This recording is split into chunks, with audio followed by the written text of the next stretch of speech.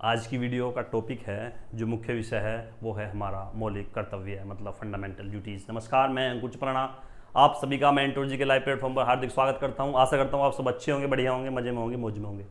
आज की वीडियो हमारी जो होने वाली है वो एक तरीके से ऐसी मान लीजिए कि जो हमारी ये सीरीज चल रही थी पॉलिटी की, इसमें जो हम प्रत्येक अनुच्छेद को देख रहे थे उसका आज ये अंतिम अनुच्छेद है जिसको हम डिटेल में पढ़ने वाले हैं। बाकी हम कंसेप्चुअल या टॉपिक वाइज पढ़ेंगे, अनुच्छेद के हिसाब से नहीं पढ़ेंगे। मैंने बताया आपसे एक अनुच्छेद से लेकर अनुच्छेद 1 से लेकर और 51 तक, 51A जो हम आज पढ़ेंगे, ये आर्टिकल मैं एक करके आपको कराऊंगा। वो मैंने सारे करा दिए हैं लास्ट क्लास में।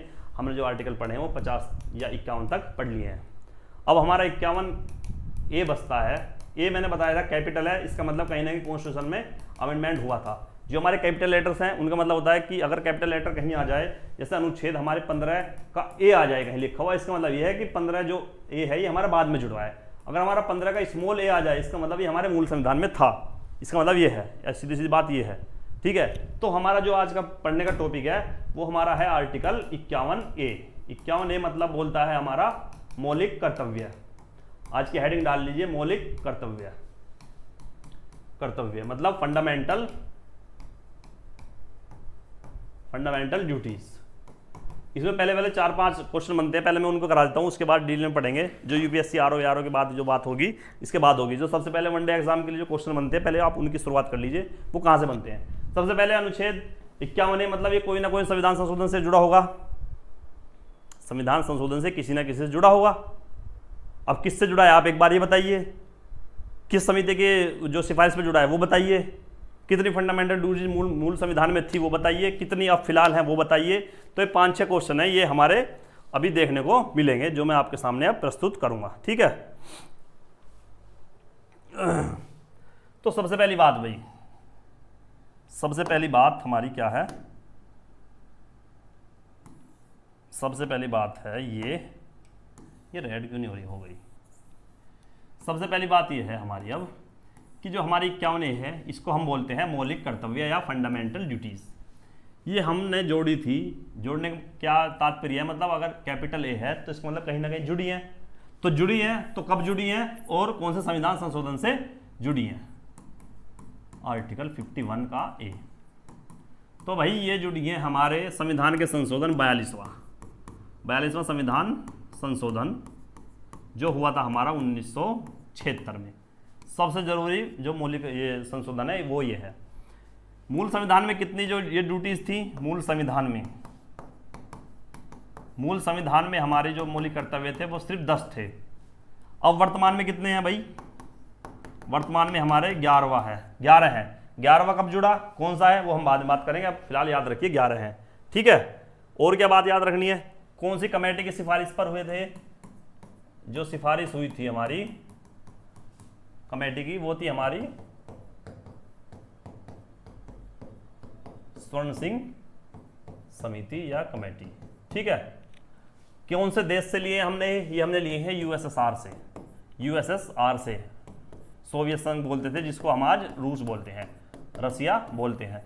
और मैंने जो लास्ट वीडियो में बताई थी, लास्ट वीडियो में क्या था, हमने डीपीएसपी पढ़े थे, वो कहाँ से लिए थे हमने, वो हमने लिए थे आयरलैंड से। जो मैंने पढ़ा रखा है पहले 1-2 जो स्टार्टिंग क्लास थी उनमें पढ़ाया मैंने कि संविधान के स्रोत, ठीक है, वहाँ मैंने सब चीज़ें बताई हुई हैं। तो कहाँ से लिए, कौन समिति की सिफारिश पे लिए, स्वर्ण सिंह समिति। मौलिक अधिकार, मौलिक कर्तव्य कितने हैं, 11 हैं। मूल संविधान में 10 थे। कहाँ, कौन से देश से लिए हमने, यूएसएसआर से लिए हैं, ठीक है। ये हमारे क्वेश्चन है इतने जो हमारे वनडे एग्जाम में बनते हैं। अब बात करते हैं भाई ड्यूटी की, एक एक ड्यूटी की, कौन कौन सी ड्यूटी हमारी अब है फिलहाल हमारी काम कर रही हैं। तो मैंने कितनी बताई, टोटल 11 हैं अब वर्तमान में, ठीक है। कितनी है वर्तमान में, 11 ड्यूटीज हैं, 11 ड्यूटी है। पहला है, पहली ड्यूटी पढ़िए। पहली ड्यूटी क्या है,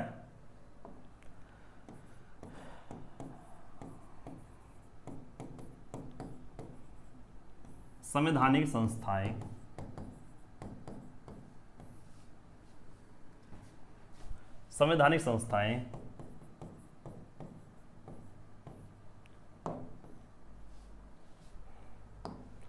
राष्ट्रीय ध्वज, राष्ट्रीय गान, राष्ट्रीय गीत, का सम्मान करें। सबसे पहला हमारा कर्तव्य बनता है कि हम राष्ट्रगीत, राष्ट्रगान, राष्ट्रध्वज, संवैधानिक संस्थाएं, इनका हम सम्मान करें। देखिए, हम इंसान तो है ही हैं। अब इंसान में नागतंत्र में है या भीड़ तंत्र में, या अभी आपको पहचान हो जाएगी। एक क्वेश्चन मेरे हिसाब से ये है कि आप ना तो पुलिस में हैं, ना आप फौज में हैं, ना आप सरकारी कर्मचारी हैं, ना कुछ हैं, तो आप कैसे आपको अपना मानेंगे कि मैं एक देश का सेवक हूं, मैं एक सच्चा सेवक हूं, या मैं कैसे देश सेवा कर सकता हूं? या आप मुझे सवाल का जवाब इस एक तरीके से मुझे आप बताइए अभी कि आप कैसे इस चीज़ को सुनिश्चित करेंगे कि मैं एक देश सेवक हूं? या कैसे मैं आपको बताऊं कि आप ना तो पुलिस में हैं, ना आप फौज में हो, ना आप किसी सरकारी पद पर हो जिससे आप सरकार जो भारत की सेवा में अपना हाथ बटा रहे हो या काम कर रहे हो, तो आप अपने आप को कैसे समाज सेवक या समाज सुधारक बोल सकते हो? इसका सीधा सीधा मतलब ये है, इसकी सीधी व्याख्या ये है, प्रत्येक व्यक्ति जो भी भारत का नागरिक है उसे देश सेवा सिर्फ और सिर्फ उस आधार पर नहीं बता सकते देश सेवक कि वो बॉर्डर पर लड़ा, उसने 12 घंटे ड्यूटी करी, उसने ट्रैफिक पुलिस में ड्यूटी करी, वो पुलिस थाने में है, इसको समाज सेवक या देश सेवक नहीं बताते।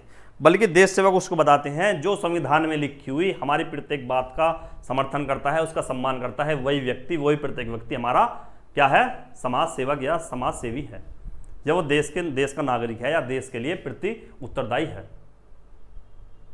समझ गए?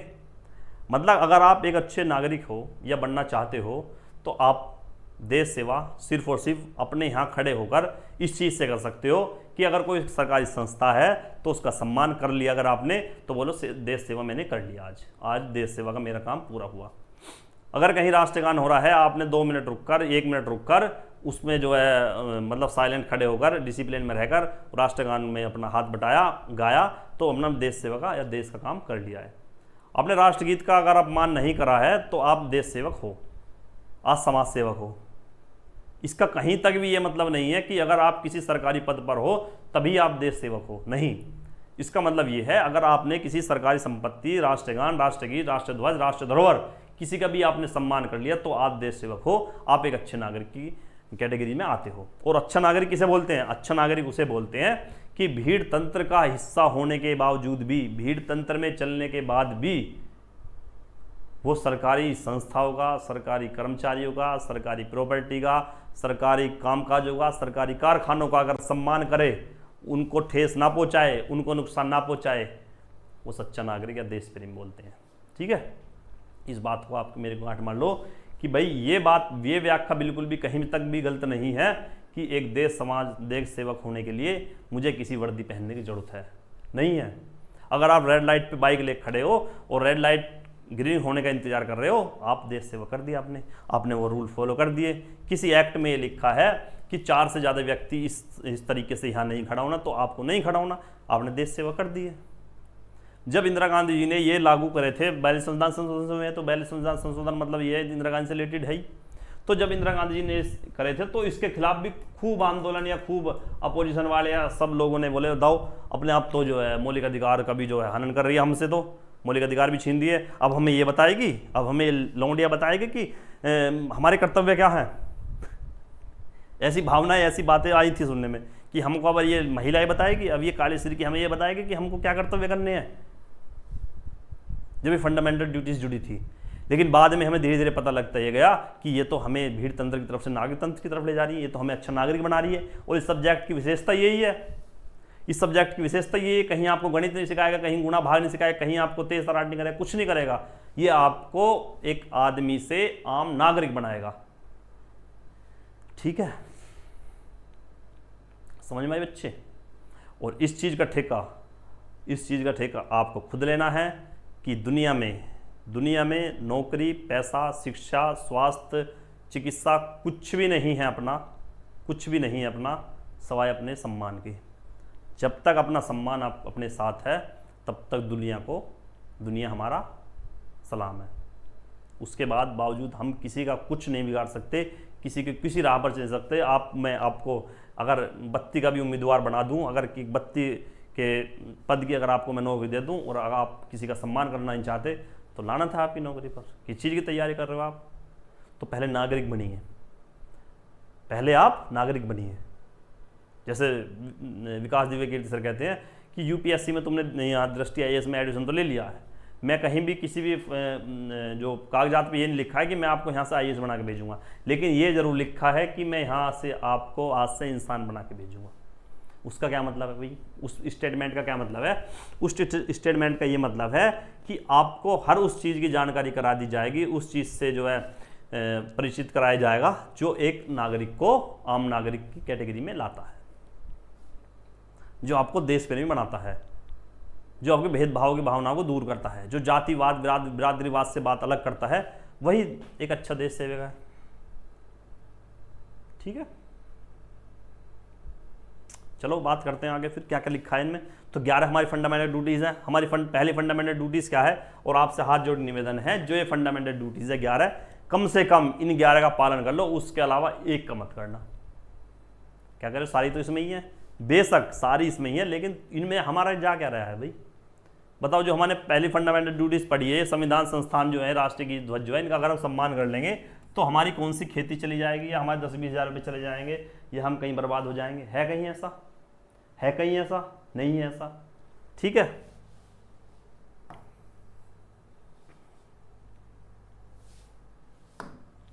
दूसरी क्या है? दूसरी बोलती है हमारी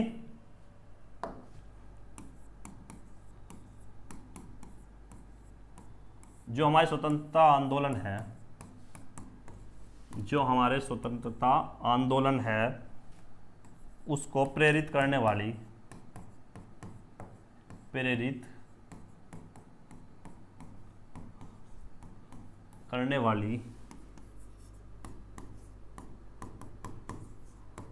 भावनाओं का सम्मान करें।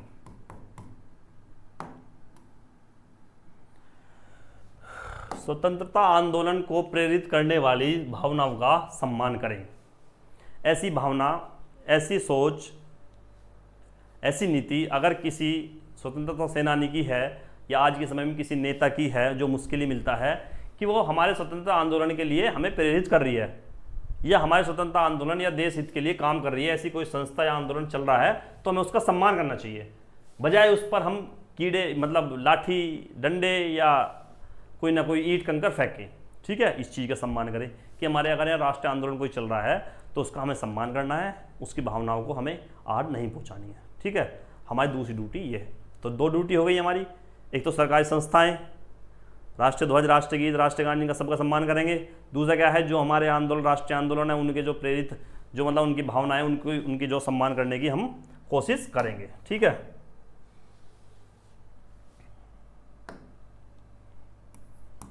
तीसरा बोलता है हमारा क्या,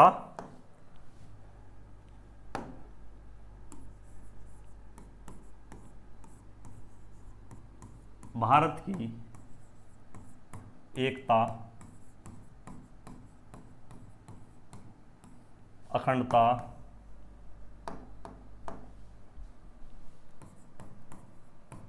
एवं संप्रभुता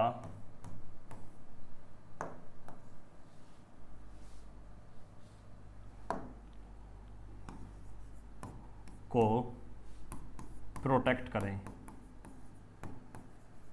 या रक्षा करें, या बोल सकते हैं उनकी रक्षा करें। भारत की एकता, अखंडता एवं संप्रभुता की रक्षा करें। सबसे बड़ी बात, भारत की जो एकता है, एकता किसमें है? हिंदू मुस्लिम सिख ईसाई आपस में है, भाई भाई। आप जाइए बॉर्डर पर, हिंदू मिलेंगे, मुस्लिम मिलेंगे, सिख मिलेंगे, ईसाई मिलेंगे, जो सिर्फ एक ही नारा ले रखेंगे, हमारा भारत हिंदुस्तान जिंदाबाद, हिंदुस्तान जिंदाबाद और भारत माता की जय। ये हमारी एकता, अखंडता दिखाता है।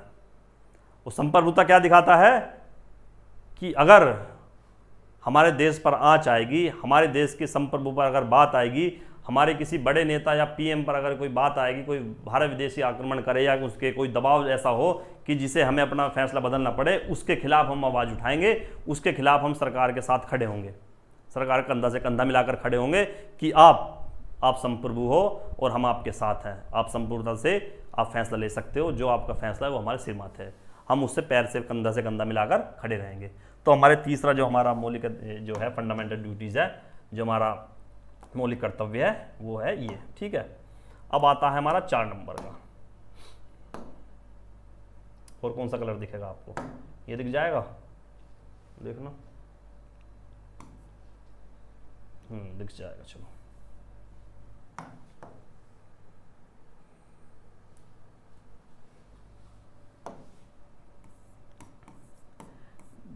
फोर्थ हमारा देश की रक्षा करें, देश की रक्षा करें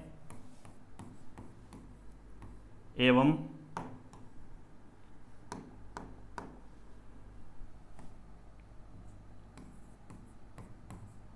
आह्वान होने पर, आह्वान किए जाने पर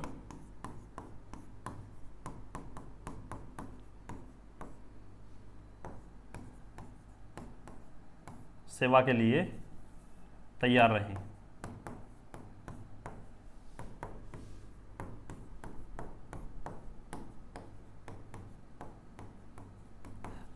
देखिए, देश की रक्षा करें, देश की रक्षा, फिर मैं भी बोलता हूं, जरूर नहीं आप बॉर्डर को घेर खड़े हो जाओगे देश की रक्षा होगी, इसको देश रक्षा नहीं बोलते हैं। अंदर अगर आपकी बहन बेटी, माता बहनें अगर जा रही हैं और वो सुरक्षित महसूस कर रही हैं, इसका मतलब ये सीधे सीधे है कि आपका देश सुरक्षित है, आपके हाथों में जो कमान है उसकी आप जिम्मेदारी बाखूबी निभा रही हो। ठीक है, देश की रक्षा दो तरह से होती है, आंतरिक रूप से भी और आंतरिक रूप से भी, मतलब इंटीरियर रूप से भी और एक्सटर्नल रूप से भी होती है। जैसे इंदिरा गांधी जी ने इंटीरियर जो इमरजेंसी थी उसके अनुसार, उसके आधार पर हमने इमरजेंसी लगा दी कि आंतरिक जो अशांति का माहौल है जो ख़त्म कर दी है मोरारजी देसाई ने 44 संशोधन करके, कि अशांति, आंतरिक अशांति कोई होती नहीं है, बाह्य अशांति होती है, एक्सटर्नल डिस्टर्बेंस होता है, जो आज भी उसका प्रावधान है। लेकिन पहले जो इंदिरा गांधी जी ने इमरजेंसी लगाई तो आंतरिक रूप से लगाई थी। तो हम ऐसा नहीं है कि बाहरी हम आक्रमण को रोकें या रक्षा करें, हम अंदर की भी, आंतरिक रूप से भी हम इसकी देश की रक्षा कर सकते हैं। और आह्वान होने पर, आह्वान मतलब अगर पता लगे, सरकार कल गुजारिश करे कि प्रत्येक गांव से हमें 50 युवा, नए युवा लड़के हमें यहाँ चाहिए, तैनात चाहिए, देश सेवा के लिए उन्हें आगे आना है, तो 50 की जगह हम 60 खड़े हों। आह्वान होने पर देश की सेवा के लिए यहाँ खड़े होने चाहिए कि कल को ऐसे ऐसे यहाँ माहौल बिगाड़ सकता है, अब 50 लड़के इस गांव से मुझे चाहिए, तो वहाँ 60 लड़के खड़े हों। तो इस चीज़ के लिए, इस सूची में अपना नाम लिखवाने के लिए हमेशा तत्पर रहें और इस पर कार्य करते रहें, जो हमारा मौलिक कर्तव्य नंबर 4 है। 5वां है हमारा, दिख रहा है,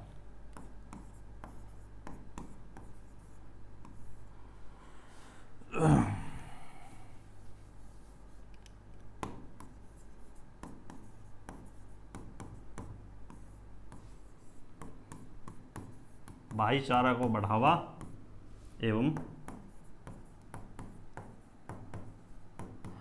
महिलाओं का सम्मान करें। भाईचारे को बढ़ावा और महिलाओं का सम्मान करें। देखो, महिलाओं के सम्मान में अगर सबसे पहली बात आएगी तो मैं आपसे इस चीज़ पूछना चाहता हूं कि महिलाओं का सम्मान आप किस आधार पर करते हो? आप क्या सोच के करते हो महिलाओं का सम्मान? कि मेरी माताएं मेरी बहनें हैं, या मेरे दोस्त की माताएं बहनें हैं, या मेरे एक जो अधिकारी है उसकी माताएं बहनें हैं, या एक जो है ये नरेंद्र मोदी की माता बहनें हैं, तब मैं सम्मान करूंगा? नहीं। सम्मान करने का सीधा सीधा फंडा ये है, अगर आपकी बहन अगर मार्केट जा रही है तो आप उसे किस दृष्टि से देख रहे हो, बजाय कि उसे किस लोग उस दृष्टि से देखेंगे। मतलब यह है कहने का कि जिस दृष्टि से आप किसी की और की माता बहन देख रहे हो, आप उसी दृष्टि से आपकी माता बहनों को कोई और देख रहा होगा। तो सबसे पहले सुधार क्या करना है कि अपनी माता बहनों को जिस नज़रिए से देखते हो आप, बाहर भी उन्हीं माता बहनों को, किसी और माता बहनों को उसी नज़र की दृष्टि से देखना है। ठीक है, ये काम अपने घर से होता है। महिलाओं का सम्मान, महिलाओं का अपमान, महिलाओं को दर्शाना, महिलाओं की उत्पीड़न करना, ये सब चीज़ हमारे घर की परिस्थितियाँ या घर के हमारे काम काज सिखाते हैं। तो हमें सबसे पहले इन्हें घर में सुधार करना चाहिए। अगर महिलाओं का सम्मान अगर घर में है तो बाहर है, वरना कहीं नहीं है। ठीक है, तो महिलाओं का सम्मान करें और भाईचारा को बढ़ावा दें। ऐसा नहीं है कि हम हिंदू हैं, हम मुसलमान हैं और हम तो ये हैं, हम तो सर्वश्रेष्ठ हैं। भाई सब सर्वश्रेष्ठ। अब ये बताइए, मैं हिंदू हूँ, क्या मैंने मोहर लगा के ऊपर से आया था? क्या मैंने वहाँ 1500 रुपये फालतू दिए थे भगवान को कि मुझे चल हिंदू धर्म में फेंक दे? ये तो मेरा नसीब था, हिंदू में आ गया। अगर नसीब कुछ और होता तो मुस्लिम में चला जाता, अगर कुछ और होता तो ईसाई में चला जाता। तो हमारे तो हाथ में कुछ नहीं है। हमारे हाथ में क्या है? हमारे हाथ में सिर्फ ये है कि ये ख़त्म हो गए, बस हम सब भाई हैं, इस चीज़ को मानना है। ठीक है, इस चीज़ को नहीं मानना कि हम तो इसमें जन्म है तो हम तो सर्वश्रेष्ठ हैं। भाई तूने लगागा, तू इसमें ना होता फिर उसमें हो जाता, फिर क्या कर देता तू? तो उत्पीड़न तुम सह सकते थे फिर, जो उत्पीड़न आपके साथ होती। और चलो शुक्र तो इस बात का आप बनाइए कि आप कोई सब धर्म हो, आप कोई सा भी धर्म हो, इस भारत में आगे टपक गए। अगर 10-5 इंच इधर उधर हो जाते फिर क्या होता? पाकिस्तान हो जाते। सोच लो, क्या हिंदू क्या मुसलमान, आम आई तुझे मैं सलाम, यही काम है वहाँ। या अफगानिस्तान में और चीन में, श्रीलंका भूख के मर जाते। बताइए आप, म्यांमार में, बांग्लादेश में, मतलब कहीं भी। तो शुक्र मनाइए कि भारत में हुए। तो फिर कहेगा जातिवाद? तो भाईचारे की भावना को बढ़ाओ, जहां किसी भाई की मदद की जरूरत है ले भाई कर। ठीक है, तुम्हारा 5वां क्या मौलिक कर्तव्य क्या बोलता है कि भाईचारे को बढ़ावा और महिलाओं का सम्मान करना है। ठीक है,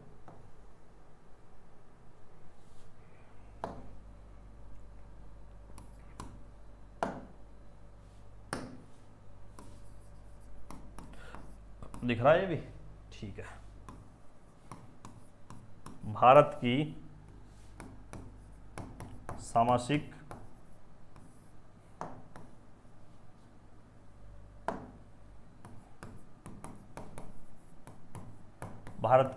संस्कृति की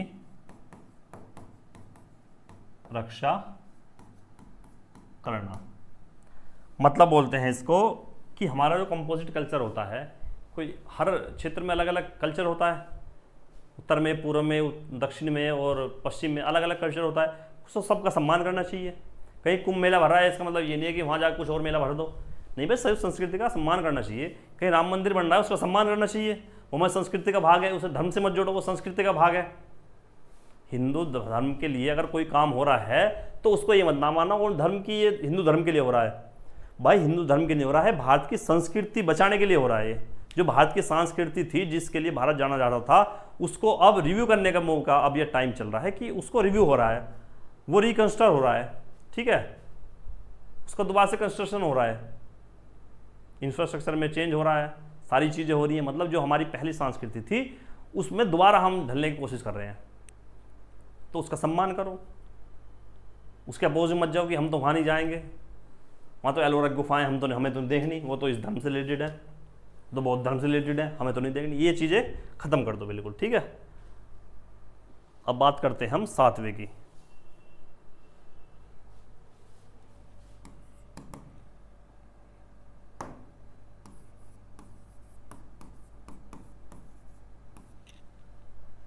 दिख रहा है? हाँ, प्राकृतिक पर्यावरण एवं वन्य जीव का संरक्षण। प्राकृतिक पर्यावरण एवं वन्य जीव का संरक्षण करें। ठीक है,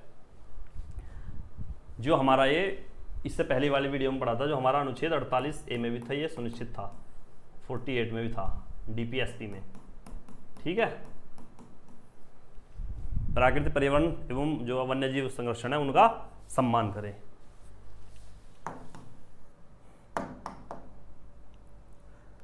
और कौन सा कलर रह गया है भाई? यहाँ से ले लो अब नया कलर, ये ले लेते हैं, ये ठीक है। हाँ, नया कलर आया है ये।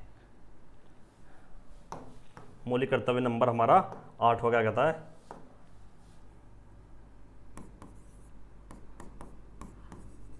ज्ञान के साथ साथ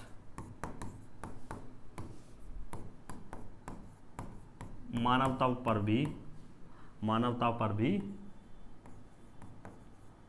बल दें। यार बहुत ज़रूरी है ये चीज़ें मैं डिस्कस करने वाला था बहुत काफ़ी समय से, आज मौका मिला है। फिर देखिए, ज्ञान, पैसा, शिक्षा, बुद्धि अपनी जगह, किसी का सम्मान करना वो अपनी जगह है। फॉर एग्जांपल, मैं कल को SDM बन जाऊँ, मैं कल को सिपाही बन जाऊँ, मैं कल को IAS बन जाऊँ, इसका मतलब ये नहीं है कि मुझे कहीं पीड़ित व्यक्ति दिखाई दे, बूढ़ा व्यक्ति दिखाई दे, अस्वस्थ व्यक्ति दिखाई दे, या कोई जंगली जानवर भी दिखाई दे इवन, तो मैं उसके साथ अभद्रता से बात करूं या बुरी तरह से उसके साथ बिहेव करूं, ये मेरे ज्ञान को नहीं दर्शाता है। जबकि मेरे पास ज्ञान है, जब मैं सरकारी पद पर पहुंचा हूं तो ज्ञान है, लेकिन ज्ञान को मानवता में बदलना ही मानव का नियम है। ज्ञान को मानवता में बदलना ही मानव का नियम है। इस चीज़ को आप बदलना सीख लो। अच्छे काम के लिए अब हर व्यक्ति को बढ़ावा दो, प्रेरित करो, गलत काम के लिए नहीं। आप गाड़ी में जा रहे हो, मैं एक सीधी सी बात बताऊँ, 2-3 बात, इसको आप कम से कम नोट कर लो यार। पहली बात, अगर बारिश के मौसम में गाड़ी से जा रहे हो तो प्लीज़ आपसे हाथ जोड़कर निवेदन है, आपकी साइड में चलते हुए किसी भी बाइक वाहन या साइकिल रिक्शा या किसी पैदल व्यक्ति के पास से गाड़ी कृपया धीरे करके निकालो, पहली बात। दूसरा निवेदन यह है, आपको चलते बीच सड़क हाईवे में कोई व्यक्ति परेशान है, अपने वाहन को लेकर, तेल खत्म है, पंचर है, कुछ है, कृपया रुक करके उसके पास रुकें, 2 मिनट का समय दें, हो सके तो उसकी किसी न किसी रूप में मदद करें। दूसरी बात। तीसरी बात, कोई व्यक्ति रोड पर, मैं सारी रोड की बात करूँ क्योंकि घर में कोई व्यक्ति किसी की मदद नहीं करता है, मैं सिर्फ बाहर की बात कर रहा हूँ। रोड पर कोई व्यक्ति असहज दिख रहा है किसी अपने वाहन को लेकर, किसी ऐसी चढ़ाई को लेकर, रिक्शा चालक आपको वंचित लग रहा है कि इस पर नहीं चढ़ेगी, कृपया करके उस पर अपने तरीके से उस पर उसकी मदद के लिए आगे बढ़ें। कम से कम इतना करें कि अगर बाइक पे हो तो उसके साथ किसी फोर्स का इस्तेमाल करके उसको ऊपर चढ़ा दो। अगर आप कृपया 2 हो तो एक उतर कर उसकी थोड़ा बहुत उसमें मदद कर दो। आपसे हाथ जोड़कर निवेदन है, प्लीज़। अगर आप कहीं किसी बड़े वाहन में जा रहे हो तो कृपया करके छोटे वाहन वालों को गाली ना दें, उससे बदतमीजी से बात ना करें। वो सामने वाला हो सकता है अनपढ़ हो, गूंगा हो, बहरा हो, कुछ भी हो। मेरे साथ ऐसी घटना हुई है एक बार, और बाद में काफ़ी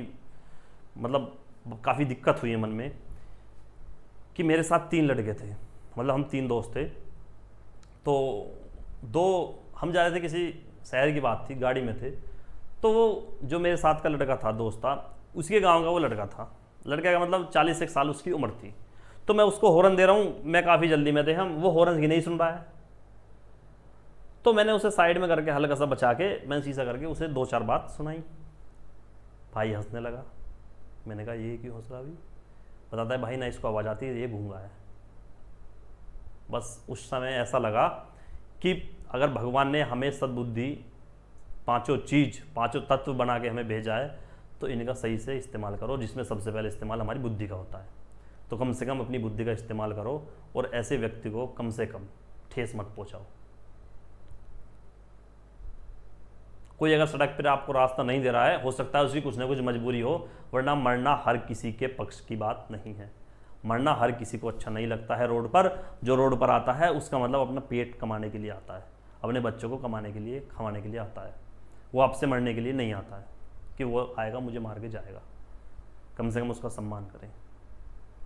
और इस बात को आप अगर पढ़े लिखे हो तो 2-4 लोगों को और बताओ। ज्ञान का सही अर्थ होता है कि ज्ञान हमने इसलिए अर्जित नहीं किया कि हम उससे पैसा कमा सकें। ज्ञान हमने अगर अर्जित किया है तो कम से कम उसको 4 लोगों में बांटो, वही हमारा धन है। ठीक है, चलो। मौलिक कर्तव्य हमारे 8 हो गए हैं। हमारा जो मौलिक कर्तव्य 9वां है,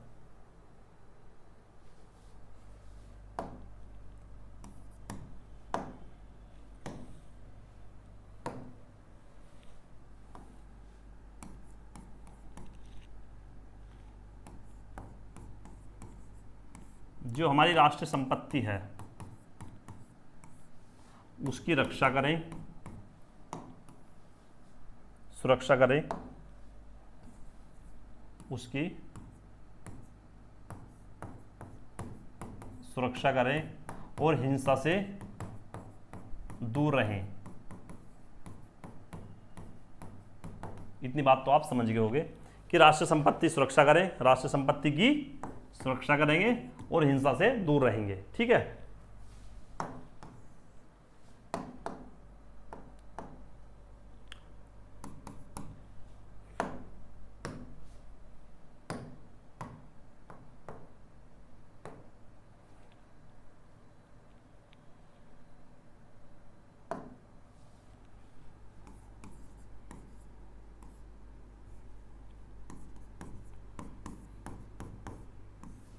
व्यक्तिगत सफलता के साथ साथ सामूहिक सफलता पर भी बल दें। सामूहिक सफलता पर भी बल दें। इसका मतलब यह है अगर आप व्यक्तिगत रूप से सफल हो गए हैं, आप पढ़ लिख कर सफल हो गए हैं, तो इसका मतलब यह है कहीं ना कहीं आप किसी और की मदद करें। किस रूप में? मैंने बताया जैसा आपने ज्ञान अर्जित कर लिया है, तो उस ज्ञान भंडारण का अब स्वयं अपने हिसाब से उसका विकेंद्रीकरण करें, या जो बोलते हैं डिसेंट्रलाइजेशन करें। ठीक है, मतलब उसको कहीं ना कहीं फैलाओ। आप तो व्यक्तिगत रूप से सक्षम हो गए हो, आपकी नौकरी, पैसा वैसा सब, वेल्थ सब फिट है, फर्स्ट क्लास फैमिली सब कुछ है, लेकिन दूसरों को किस तरह से आप मदद कर सकते हो? मदद सिर्फ पैसे से नहीं होती है। पैसे की मदद एटलीस्ट सबसे लास्ट वाली मदद में एक होती है। जब किसी के पास किसी तरह की मदद नहीं होती है, तब पैसे की मदद करता है। मतलब जब समय की कीमत वो जानता है। अगर आप किसी को समय नहीं दे पा रहे हो, पैसा दे दो, तो उसकी जगह ही लेता है। तो रिप्लेसेबल है, ये किसी के रिप्लेस करता है, किसी चीज़ को, किसी की पोजीशन को रिप्लेस करके जब आता है पैसा। अपनी कोई प्लेस नहीं है इसकी, तो इसकी कोई औकात नहीं है पैसे की। ठीक है, आप किसी को समय नहीं दे पा रहे हो, इसका मतलब आपने उसे पैसे दिए, चलो उसकी मदद हो गई। आप किसी से अच्छे से बात नहीं कर रहे हो, आप उस केस को खुद से मतलब एक सच्चाई के हिसाब से नहीं लड़ना चाहते हो, झूठ तूफान बोल के उस केस को जीतना चाहते हो, तो पैसा की मदद करो, आपका झूठा केस सच्चा हो जाएगा। समझ रहे हो ना मैं क्या कहना चाह रहा हूँ? तो यही 3-4 बातें हैं जो आपको हमेशा याद रखनी है कि व्यक्तिगत अगर आप सफल हो गए हो, अगर आप खुद से सफल हो गए हो, तो दूसरे को कम से कम उसमें से 1/4, 1/3, 1.10 कुछ तरह का भाग उसको ज्ञान का देना पड़ेगा आपको। तो हमारे जो मौलिक कर्तव्य हैं ये 10 हैं, 10 के 10 मैंने करा दिए हैं, जो हमारे मूल संविधान में थे। कितने थे हमारे मूल संविधान में? मूल संविधान में थे हमारे 10। कितने थे? 10। अब बात करते हैं हम 11वें की। अब बात करते हैं हम 11वें की। 11वां कहता है कि 6 से 14 वर्ष के जो बच्चे हैं, वे उनके माता पिता का कर्तव्य है,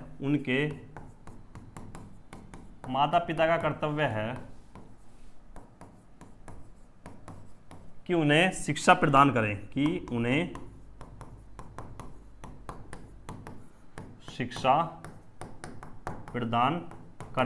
और शिक्षा ही एकमात्र रास्ता है जो गरीबी को अमीरी से जोड़ता है। एकमात्र, बेईमानी के बाद एकमात्र शिक्षा ही रास्ता है। बेईमानी की बात क्यों? क्योंकि आजकल सबसे ज़्यादा जो लोग अपना रहे हैं वो बेईमानी की राह पर चलते हैं, जो अपने गरीब से अमीर बनने की कोशिश करते हैं। लेकिन शिक्षा एकमात्र ऐसा रास्ता, सच्चाई का सत्य पथ है बिल्कुल, कि आपको गरीबी से अमीरी की तरफ ले जाएगा, बाकी कोई रास्ता नहीं है। ठीक है, तो कम से कम अपने बच्चों को, अगर आप गरीब घर से भी हो, आपके पास इतने पैसे नहीं है कि आप ट्यूशन पढ़ाओ, तो कम से कम इतना कर दो कि उन्हें 6 से 14 वर्ष तक तो फ्री शिक्षा का प्रावधान भारत सरकार ने करा हुआ है। कम से कम उन्हें वहाँ तक भेजो, वहाँ का उनको रख रखाव करो, वहाँ की देखभाल करो, बजाय उनसे काम कराने के लिए। ठीक है, तो ये कौन से संविधान संशोधन से जुड़ा है? ये जुड़ा है हमारा संविधान के 86वां संविधान संशोधन था 2002 में। तो मैंने बताया ना लास्ट वीडियो में, 86वां संविधान संशोधन से भारत संविधान के 3 भाग में जो है वो हुआ है। एक तो भाग 3 में चीज़ें जुड़ी हैं, आर्टिकल 21 का ए, ठीक है। फिर भाग 4 में जुड़ा है, भाग 4 डीपीएसपी में, और एक ही भाग 4A में जुड़ा है। तो क्वेश्चन आता है कि ऐसा कौन सा संविधान संशोधन है जो संविधान के 3 भाग में उसने संशोधन किया है। ठीक है, तो हमारा है ये भारत का संविधान का जो संशोधन हुआ था, 86वां संविधान संशोधन सन 2002 में हुआ था। ठीक है, यही सब बातें थी। आपसे गुजारिश है आप इस चीज़ को शेयर करोगे, कम से कम 10 लोगों तक पहुंचाओगे। ये जो बातें इसमें कही गई हैं, इन प्रत्येक 11 चीज़ों को, एक चीज़ और मैं आपको समझा देता हूँ कि एक क्वेश्चन कैसा आया था हमारे जो वनडे एग्ज़ाम में है, वो तो क्वेश्चन ईजिली आ जाता है कि हमारे मूल कर्तव्य कितने हैं और ये कौन से समिति से हुए हैं या जो है किसकी सिफारिश पर हुए हैं, इस तरीके से। लेकिन जो यूपीएससी वगैरह में जो क्वेश्चन आता है, वो यूपीएससी में क्वेश्चन आया था कौन सा, ये क्या, चल जाओ भाई, चल गया, कि देश की रक्षा करें एवं आह्वान किए जाने पर है, ये आह्वान किए जाने पर सेवा के लिए या देश सेवा के लिए तैयार रहें। ये पूछा था यूपीएससी ने कि ये जो हमारा मौलिक कर्तव्य है ये कौन से नंबर का मौलिक कर्तव्य है, समझ गए हो, मतलब ये सीक्वेंस में है, ये जो मैंने पॉइंट लिखवाए ना ये सीक्वेंस में है, आप एक बार सीक्वेंस वाइज देख लेना है। तो ये हमारा यूपीएससी का क्वेश्चन था। फिर उसी साल बीपीएससी में पूछा था, क्या पूछा था बीपीएससी में, ये पूछा था कि प्राकृतिक पर्यावरण एवं वन्यजीव जो संरक्षण है ये हमारा मौलिक कर्तव्य है, कौन से नंबर का है, ठीक है। तो ये हमारा है 7वें नंबर का। तो यूपीएससी वगैरह में क्वेश्चन यहां से ऐसे इस तरीके के बनते हैं। अगर आप वनडे एग्जाम की तैयारी कर रहे हो तो सिर्फ वही है, फंडामेंटल ड्यूटीज कितने तरह की, 11 की, मूल में कितनी थी 10, कहां से ली, यूएसएसआर से, 11वीं कब जुड़ी, 86वां संविधान संशोधन हुई, और समिति कौन सी थी, स्वर्ण सिंह समिति थी, ठीक है, ये सब चीजें जुड़ती हैं, ठीक है। अब मैंने प्रत्येक आर्टिकल पढ़ लिया है। अब जो नेक्स्ट वीडियो हमारे आने वाली है वहां से हमारा चलने वाला है क्या, हमारा वहां से चलने वाला है राष्ट्रपति मतलब प्रेसिडेंट, ठीक है। मिलते हैं नेक्स्ट वीडियो में। जय हिंद, जय भारत।